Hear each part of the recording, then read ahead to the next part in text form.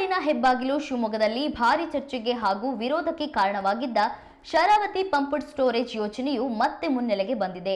ಈ ಕುರಿತು ಮಾತನಾಡಿದ ಸಾಗರ ವಿಧಾನಸಭಾ ಕ್ಷೇತ್ರದ ಶಾಸಕ ಗೋಪಾಲಕೃಷ್ಣ ಬೇಳೂರು, ಶರಾವತಿ ಪಂಪ್ಡ್ ಸ್ಟೋರೇಜ್ ಯೋಜನೆಯಿಂದ ರಾಜ್ಯಕ್ಕೆ 2000 ಹೆಚ್ಚು ಮೆಗಾವ್ಯಾಟ್ ಕರೆಂಟ್ ಉತ್ಪಾದಿಸಬಹುದು. ಇದರಿಂದ ರೈತರ ಜಮೀನಿಗೆ ಹೆಚ್ಚು ಹಾನಿಯಾಗುವುದಿಲ್ಲ. ಭೂಮಿ ನೀಡಿದ ರೈತರಿಗೆ ಸರ್ಕಾರಿ ಉದ್ಯೋಗ ನೀಡಲಾಗುವುದು ಎಂದು ಶಾಸಕರು ಮಾತನಾಡಿದರು. ಇನ್ನು ಈ ಯೋಜನೆ ಅನೇಕ ಪರಿಸರವಾದಿಗಳು ವಿರೋಧ ವ್ಯಕ್ತಪಡಿಸಿದ್ದು, ಪರಿಸರಕ್ಕೆ ಯಾವುದೇ ರೀತಿಯ ಹೆಚ್ಚಿನ ಹಾನಿಯಾಗಲ್ಲ ಎಂದು ಹೇಳಿದರು. ಇನ್ನು ಈ ಯೋಜನೆ ಬಗ್ಗೆ ನನಗೆ ತುಂಬಾ ಸಂತೋಷವಿದೆ. ಆದಷ್ಟು ಬೇಗ ಈ ಯೋಜನೆ ಪ್ರಾರಂಭವಾಗಿ ಪೂರ್ಣಗೊಳ್ಳಬೇಕು ಎಂದು ಮಾತನಾಡಿದರು. ಮಾನ್ಯ ಮುಖ್ಯಮಂತ್ರಿಗಳು ಶರಾವತಿಯ ಬುಡದಲ್ಲಿ ಶರಾವತಿ ಪಂಪ್ ಸ್ಟೋರೇಜ್ ಅಂತ ಹೇಳಿ ಹೊಸ ಒಂದು ಯೋಜನೆಯನ್ನು ರಾಜ್ಯ ಸರ್ಕಾರ ಘೋಷಣೆ ಮಾಡಿದೆ. ಇದು ಹಿಂದೆ 2017ರಿಂದ ಚಾಲ್ತಿ ಇರುವಂಥದ್ದು.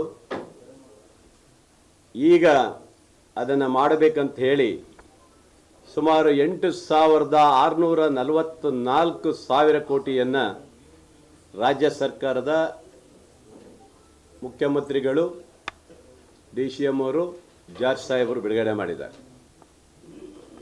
ಈ ಯೋಜನೆ ಇಡೀ ದೇಶದಲ್ಲೇ ನಂಬರ್ 1 ಯೋಜನೆ.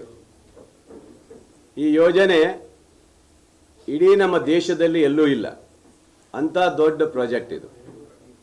ಇದು ನಮ್ಮ ಶರಾವತಿ ಡ್ಯಾಮಲ್ಲಿ 1500 ಮೆಗಾವಾಟ್ ಇದಾದರೆ ಇದರಿಂದ 2000 ಮೆಗಾವಾಟನ್ನು ತಗೊಳ್ಳಿಕ್ಕೆ ಅವಕಾಶ ಇದೆ. ಇವತ್ತು ಇದರಲ್ಲಿ ತಲಕಳೆ ಅಣೆಕಟ್ಟಿಂದ ಹಿಡಿದು ಗೇರ್ಸಪ್ಪದ ಅಣೆಕಟ್ಟು ಇವೆರಡೂಗಳು ತಗೊಂಡು ಎಲ್ಲ 2 ಅಣೆಕಟ್ಟುಗಳ ಮೂಲಕ ಇವತ್ತು ಈ ಪಂಪ್ ಸ್ಟೋರೇಜು ಇವತ್ತು ಕಾರ್ಯಗತ ಆಗಲಿಕ್ಕೆ ಈಗಾಗಲೇ ಕೇಂದ್ರದಿಂದ ಸಹ ಅಪ್ರೂವಲ್ ಆಗಿದೆ. ಇದು ಯಾಕಂತ ಹೇಳಿದ್ರೆ ಈಗ ಡ್ಯಾಮ್ ಕಟ್ಟಕ್ಕಾಗಲ್ಲ. ಡ್ಯಾಮ್ಗಳನ್ನು ಕಟ್ಟಲಿಕ್ಕೆ ಭಾಳ ಕಷ್ಟ ಇದೆ. ಇನ್ನು ಭಾಳ ವರ್ಷದಿಂದ ಯಾರೂ ಈಗ ಡ್ಯಾಮ್ ಕಟ್ಟಲಿಕ್ಕೆ ನಮ್ಗೆ ಆಗ್ತಾ ಇಲ್ಲ.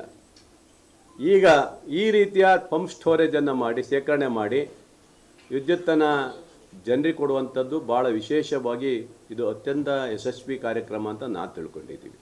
ಮುಂದಿನ ಜನ್ರೇಷನಿಗೆ ಈಗ ಕರೆಂಟಿನ ಅಭಾವ ಭಾಳ ಇದೆ. ಇವತ್ತು ಮುಂದೆ ಜನಸಂಖ್ಯೆ ಈಗ ಇರುವಂಥ 6.7 ಕೋಟಿ ಜನಸಂಖ್ಯೆ ಮುಂದೆ ಇನ್ನೂ ಜಾಸ್ತಿ ಹೋಗ್ತಾನೆ ಇರುತ್ತೆ.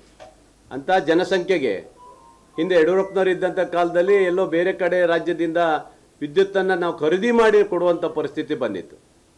ಇವತ್ತು ಕಲ್ಲಿದ್ದಲು ಸಿಗೋದು ಕಷ್ಟ ಇದೆ.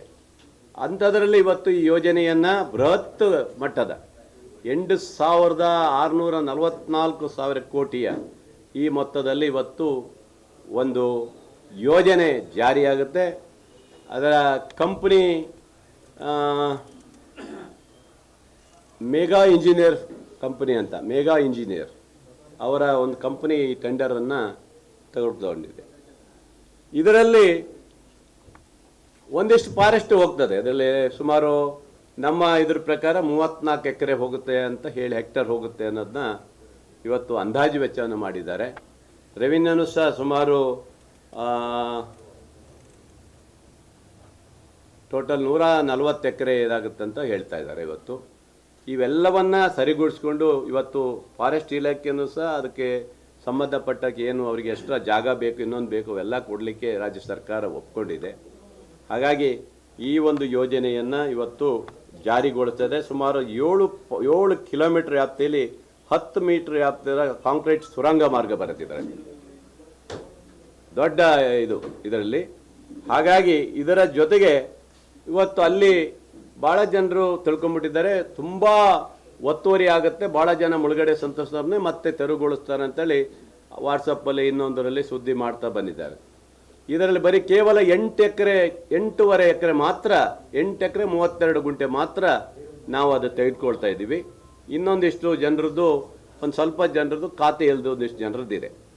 ಇಷ್ಟು ಬಿಟ್ಟರೆ ಅಲ್ಲಿ ಯಾವುದೇ ಹೆಚ್ಚುವರಿ ಆಗಲ್ಲ. ಹೆನ್ನೆ ಭಾಗದಲ್ಲಿ 8 ಎಕರೆ 32 ಗುಂಟೆ ಮಾತ್ರ ಇವತ್ತು ತೆಗೆದುಕೊಳ್ಳೋಕ್ಕೆ ಅವಕಾಶ ಇದೆ. ಅದನ್ನು ನಾವು ಈಗ ನೋಟಿಸ್ ಕೊಟ್ಟಿರ್ತಾ ಇದ್ದೀವಿ. ಅವರಿಗೆ ಮಾತುಕತೆಯನ್ನು ನಡೆದಿವಿ. ಅವರು ಸಹ ಹಳ್ಳಿಯ ಭಾಗದವರು ಪುನರ್ವಸತಿಗೆ ಮತ್ತು ಇದಕ್ಕೆ ಒಪ್ಕೊಂಡಿದ್ದಾರೆ. ಅವರೆಲ್ಲರಿಗೂ ಮಾತುಕತೆ ಮಾಡಿ 2-3 ಮೀಟಿಂಗ್ ಮಾಡಿ ಮೊನ್ನೆ DC ಮೂಲಕ ಮಾತುಕತೆ ಆಗಿದೆ.